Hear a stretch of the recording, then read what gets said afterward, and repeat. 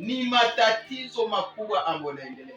Ndio maana tunaambia watu kwamba suluhisho ambayo inabaki ni kurudi kwenye asili zetu, ni kurudilia mila zetu, ni kurudilia tamaduni zetu.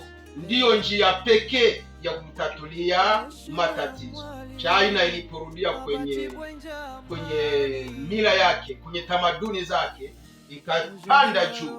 Nchi zingine zote za Asia na nchi zimoja za Amerika, hata za Europa, walipogundua kwamba tamaduni zao ndiyo funguo halisi, wakarudi.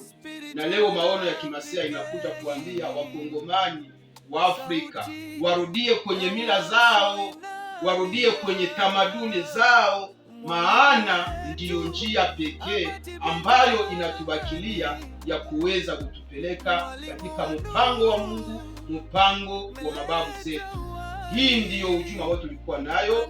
Basi nashukuru wasikilizaji wote ambao wanatufuata, na unapotuona kwenye mtandao na kuomba uime, ulike na upartage kwa wengine ili ujumbe upate kufikia ulimwengu.